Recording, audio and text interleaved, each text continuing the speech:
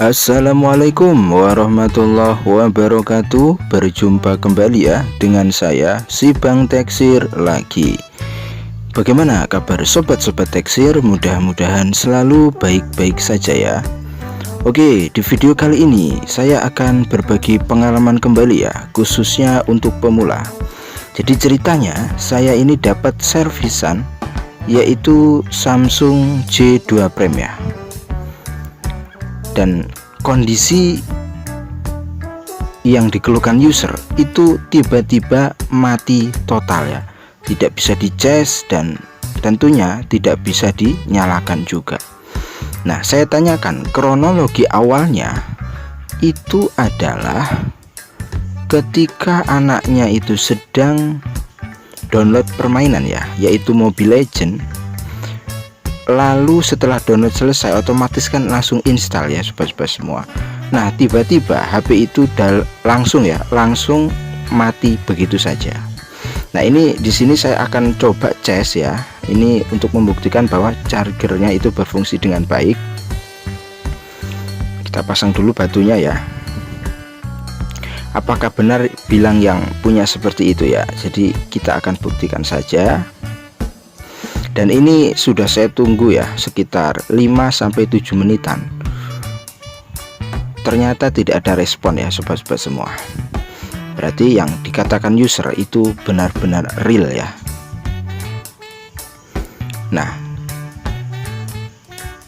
lalu apakah baterainya? Nah, itu pertanyaannya kan seperti itu ya. Apakah baterainya memang kosong, tidak ada sama sekali? Nah, maka dari itu di sini saya akan membuktikan kepada sobat-sobat semua. Kita akan cek ya berapa sih berapa persen baterai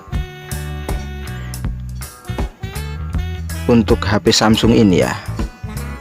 Nah, itu untuk isi dayanya itu sekitar 25%. Harusnya kalau 25% baloknya ya, balok pengisiannya atau isi daya dari baterai tersebut itu sudah mampu untuk menghidupkan sebuah HP Android ya. Itu untuk ilmu umumnya ya, ketika pengisian itu mencapai 25%. Tetapi nyatanya HP setelah ditekan tombol pun tidak ada respon sama sekali ya.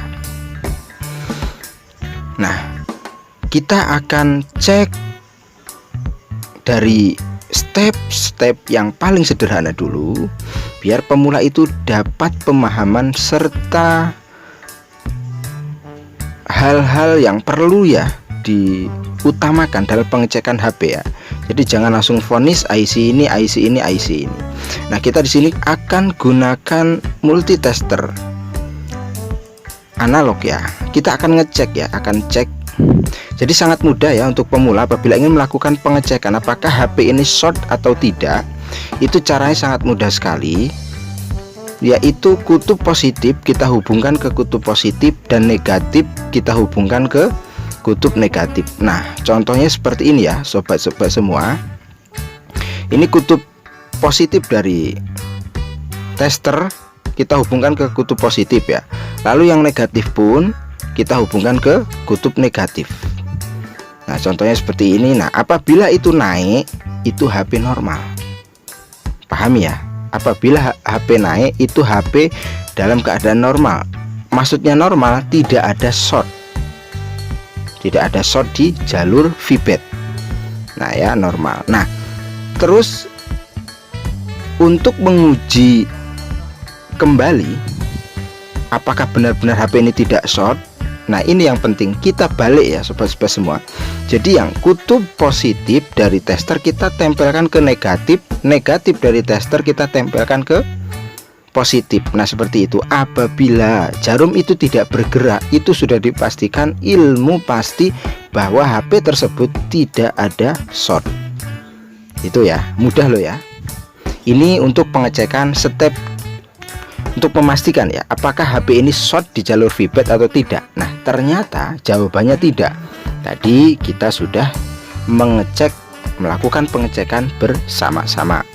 Nah, lalu untuk mengetahui resistansi ya, tegangan yang dihasilkan HP ini agar analisa kita semakin kuat atau agar tidak salah jalan ketika eksekusi, maka kita butuh power supply ya. Nah, di sini kita setel di 3,7 atau 3,6 ya, itu bersihnya sih 3,7 sampai 4,2 volt ya. Nah, kita hubungkan saja yang positif ke positif, yang negatif ke negatif. Nah, lalu setelah itu kita tekan tombol on off ya, sobat-sobat semua, agar kita mengetahui berapa nilai tegangan yang dihasilkan dari HP J2 Prime ini, agar kita tidak mengira-ngira ketika akan melakukan eksekusi. Nah, itu bisa dilihat tadi sempat ke 0,18 dan sekarang turun di 0,15. Jadi kalau ini, kasus ini kita gunakan power supply analog itu sekitar gantung 0,2. Nah, udah ketemu ya.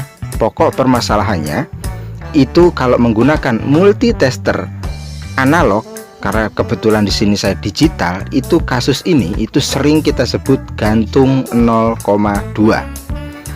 Nah, bagi pemula di channel Teknisi Musafir sudah saya bahas tuntas ya mengenai konsumsi komponen-komponen ya, yaitu di area motorik itu sudah saya share, yaitu kinerja IC power itu perlu dari 0,1 sampai 0,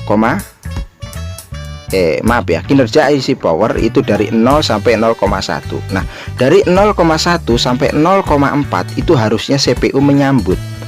Nah, berarti karena di sini tadi kita lakukan pengecekan itu gantung di 0,2, berarti masalahnya CPU tidak menyambut, tetapi IC power itu bekerja dengan baik.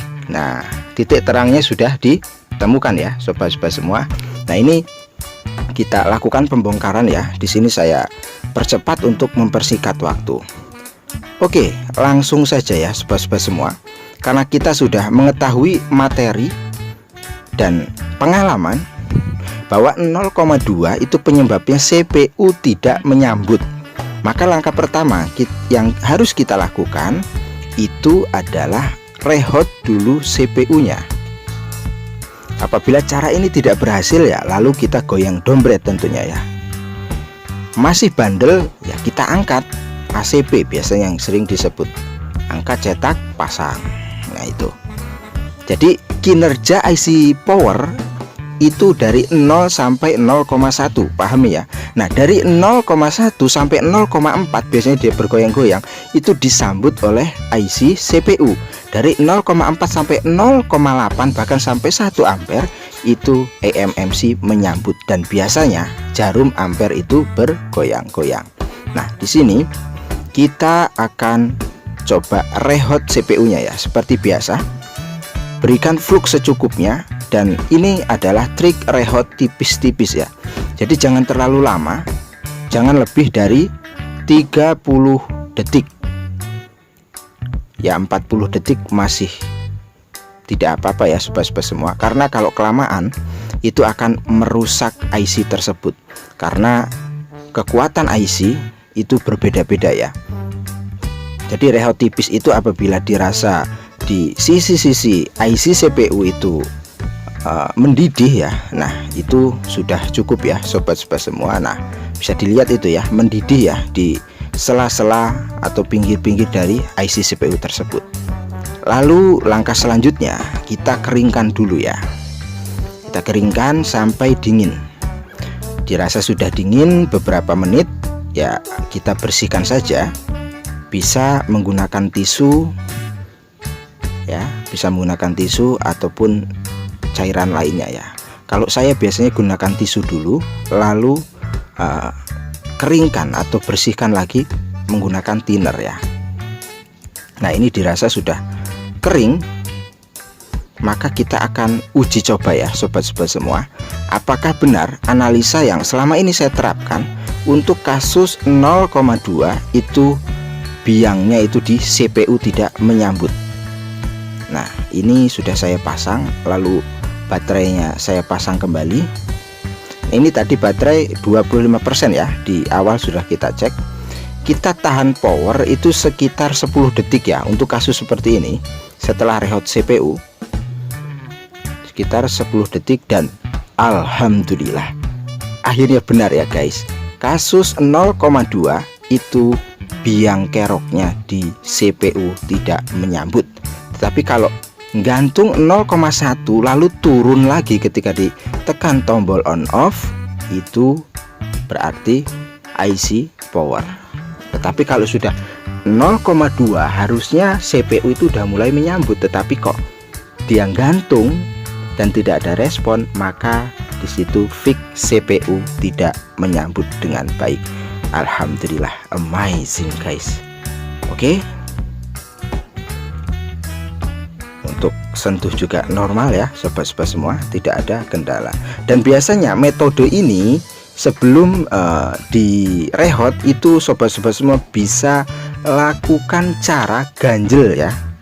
Itu juga bisa metode itu. Jadi sebelum reload coba ganjel dulu gitu. Tapi ini di kesempatan kali ini saya langsung di reload saja. Jadi kalau pengen mencoba, nah itu untuk pengisian juga normal.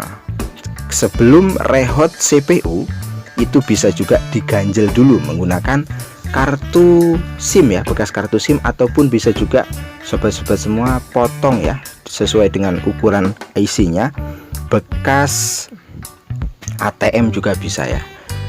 Nah oke, karena permasalahan sudah ditemukan dan tentunya HP-nya sudah hidup kembali, maka kita akan rapihkan ya sobat-sobat semua.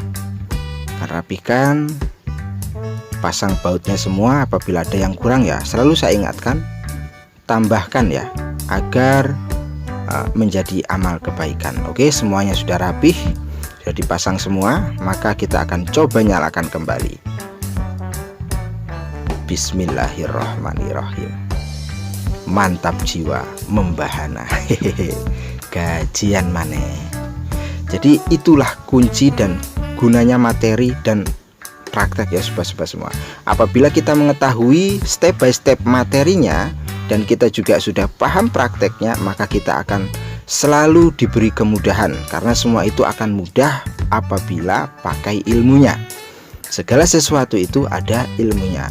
Yang penting untuk pemula terus berlatih, tetap semangat ya, jangan pernah takut gagal ya.